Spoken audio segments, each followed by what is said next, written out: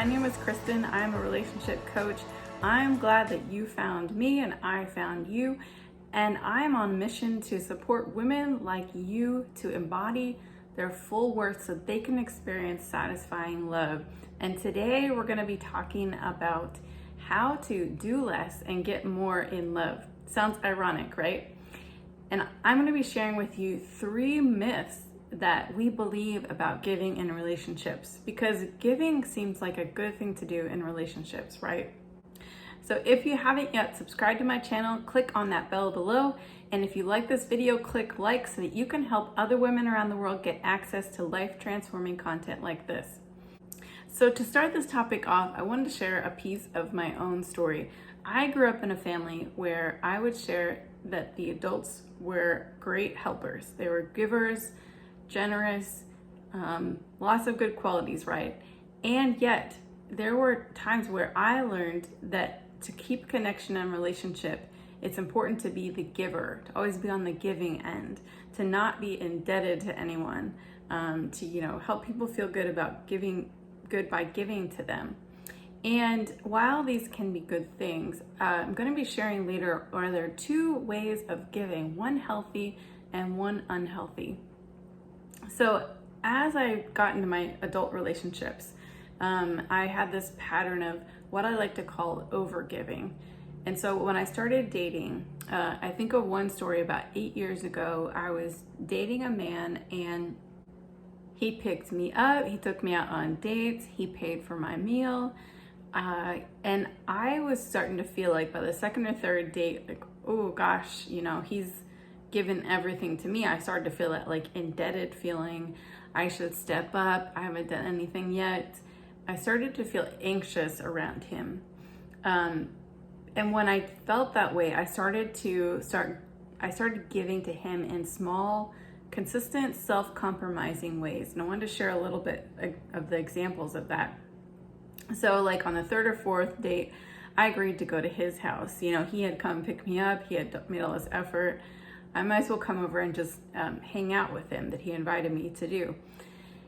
And so I gave to him by driving 45 minutes to his house. And then I gave to him by compromising a physical boundary that I had. I gave to him by listening to him more than talking, which listening is a form of giving. I gave to him by going along with what he wanted instead of speaking up about my preferences or my desires. And so these were a couple examples of the little ways I started to give, which is actually forms of self-compromising in little ways over time. And soon I discovered my intuition was telling me that we aren't really aligned for a long-term relationship. But instead of honoring that feeling, I tried harder to make things work. And that was another form of overgiving, of staying in something that I knew wasn't right, but I just thought if I tried harder or we talked about it more, we could make this work. I got up the courage to set a boundary in a certain area with him. For him, that was a deal breaker, and he called the whole relationship off. So I was forced at that point suddenly stop overgiving in this relationship. And as painful as that breakup was, it was a good wake-up call for me. I learned a ton about myself and not overgiving. And so like I said earlier, while giving in relationships is generally good, the question is, what kind of giving is it? So one kind of giving could be that a person gives from feeling unworthy of love. They feel unworthy to receive something, and so they have to give to prove their value. And they tend to be the first one to give so that they can feel worthy of another's time or attention or love. And this comes from a place of lack. It comes from, I need something, or I'm scared of losing something. And it's an unhealthy basis from which to give. The second kind of giving is where this person gives from a full cup. They have a life of good other relationships, friendships, family. They have a job they like, things that they help them flourish. They have a good connection, a spiritual connection in their life. And from that place, they give. It's more of a giving out of abundance, thankfulness, joy, and that is a healthy place to give from. So I learned that the version of giving that I was doing was from a place of trying to help and rescue and soothe another person, so that really it was more about making them feel good so that I would feel good. Because until it was that people pleasing route of trying to get validation for making them feel good. And I know that my story is not unique. If you can relate to this, if you're watching this video today, perhaps you can recognize the pattern of overgiving in your life and how it can lead to feeling unfulfilled, resentful, burnt out, and really I've seen it affect a lot of women in ways where they become doubtful of a relationship that actually could be good for them. So if you can relate to any piece of my story, I'm here to tell you that I believe that when you stop the patterns of overgiving in your relationships, you give yourself the opportunity to create a relationship that is much more nourishing and easeful in your life. So when you stop overgiving, I found that it actually gives you a chance to receive. It gives you a chance to have a new energy to invest in your own life, to fill your own cup, which allows you then to receive and give from a healthy place in a partnership that's right for you. So in the last 4 years, I've helped women like you feel less resentful and anxious in their relationships, and instead they've been able to develop an embodied knowing of their own self-worth to receive more from men they're with, and without having to have more conversations to, try to get him to change, or, if we just talk this through one more time, or if I just did this, maybe it would get better. I want to tell you that's not the way. And I'm going to help you to get started by sharing 3 myths about overgiving, or about giving really, that you can experience having more men show up in your life willing to please you. So myth number 1 is we think that our value is based on giving to someone else. So I want to say your value is based on your being, who you are. You're a human being. The fact that you were born, created, gives you just baseline value in this earth. There is a reason you're here, and it's not because of what you can do. It's not your doing. Because if we base our value on what we do, tomorrow, God forbid, if you end up in a coma and you can't do anything at all, is that person still livable? Do they still have value? Yes. And so in relationships, it's also based on a connection based on that innate value. It's not like a business where I work for my boss and then they pay me. It's like you give a thing and then they give you something back. Rather, you are valuable just as a baseline, and your relationship is formed on that basis. So you, my dear, are a star, completely valuable even if you never lift a finger. Myth number 2, we believe that we can bond to a man by giving to him.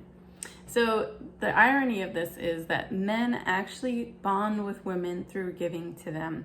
And when a woman starts to give more than a man, especially in the beginning of a relationship where it's setting the dynamic of things, he will start to feel like what he's giving to her, she isn't appreciating.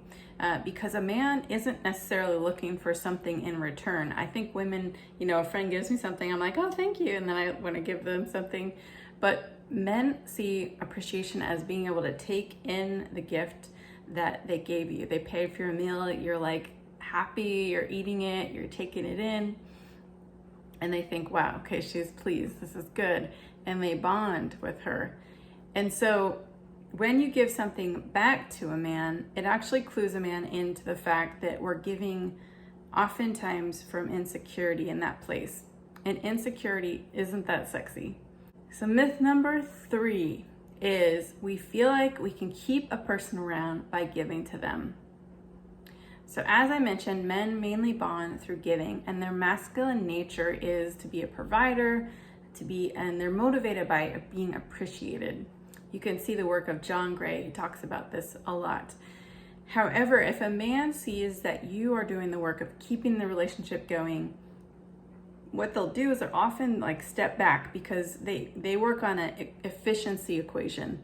They think, okay, well, if we're gonna get together, it's gotta happen, and maybe you make the call, you make the plans, you do the things, And he thinks, well, it's being taken care of. It's efficient to just step back and let her do it, which he may enjoy at first. But what it actually does is he starts to wonder if he has a place in your life, like where can he fit in, where can he help you, where can he be useful. And if he doesn't feel that, he may feel like he doesn't have a place in your life potentially and lose interest. So the only man that you're going to keep around by consistently giving to him is probably a man that is looking for a sugar mama or a replacement mother, and you all know that you probably don't want that. So if you've been believing any of these 3 myths, I've got good news for you. You can shift your thinking around these and practice new habits in order to feel better in your relationships, in order to see the other person showing up in a way that feels more easeful, more satisfying for you, so that you become that woman that people are happy to give to, happy to open the door for, happy to make laugh, and it becomes just a more fun experience in life. So if you know that this is an area in your life that you would like to up-level and really experience a different kind of relationship, I want to invite you to join me on an upcoming 5-day challenge that I have called Get More in Love by Doing Less. So in this 5-day challenge, we'll be talking about different aspects of this pattern each day and putting an action step into practice in a community of other women who will support you in your journey. So you'll feel a difference after 5 days in how you're showing up in relationships and seeing the man, if you're with one right now, show up differently. If you're dating, if you've been in a really long marriage that's really lost the spark, then this challenge is for you. So if you're like me, I knew something was off in the way that I was relating to all my ex-boyfriends. I knew that something needed to change. Books I was reading on my own weren't really helping me to embody it, to put it into action. What truly made a difference for me was getting into groups, mentors, working with coaches who could help me identify the root of my issue and start to take steps with accountability to see myself differently, to show up differently, and embody my value in a whole new way. This 5-day challenge will start September 19th, 2022, and there will be replays if you are hearing this a little late or you know that you're not going to be able to make it at the exact time. And if you know that you just like to shortcut a course and go right to one-on-one coaching, I would be happy to support you. Find a time on my calendar. I would love to meet with you. You can find a time on my calendar at the link below where we can meet at no cost to understand your problem and find out if we're a good match to work together. All right, my lovely community, I am so glad that we found each other. I hope that you'll join me on the challenge, and until the next video, take care.